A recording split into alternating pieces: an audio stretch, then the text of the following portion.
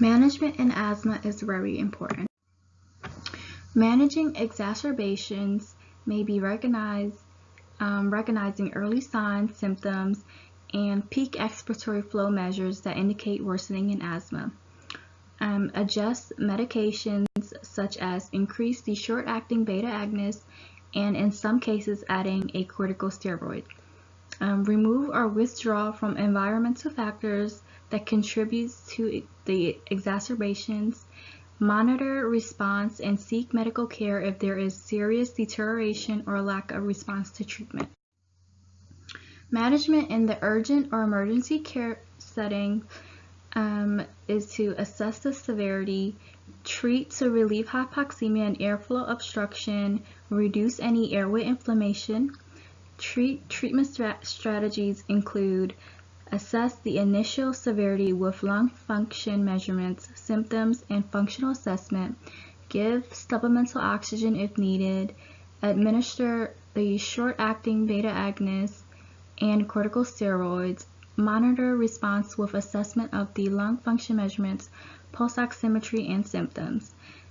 Discharge the patient with medication and patient education. At the time of discharge, provide medications such as the short-acting beta-agonist, corticosteroids, referral to follow-up care, an emergency department asthma discharge plan, and review of inhaler techniques and environmental control measures.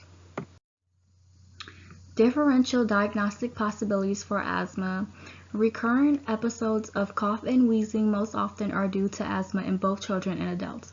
However, other significant causes of airway obstruction leading to wheeze must be considered both in the initial diagnosis and if there is no clear response to initial treatments.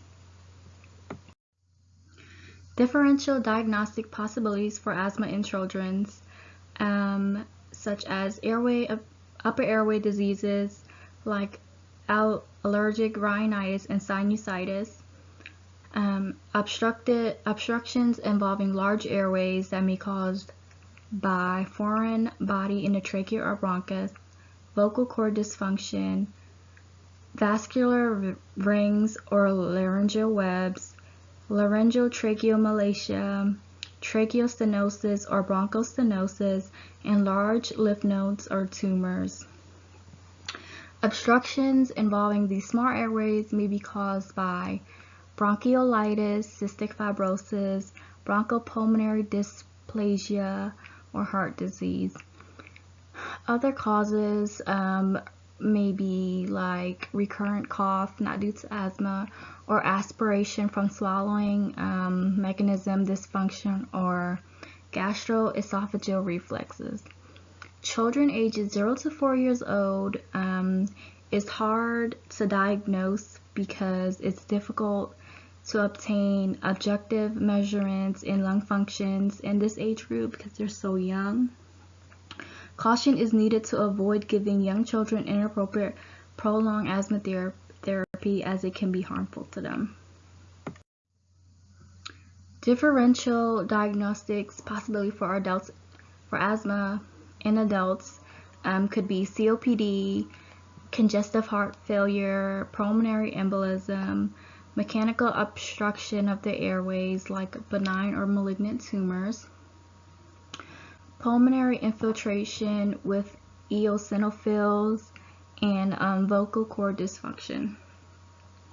Additional studies are not routinely necessary but may be useful when considering alternative diagnoses such as PFTs, chest x-ray, bronchoprovocations, biomarkers of inflammation, vocal cord dysfunctions, GERD, obstructive sleep apnea, and allergies.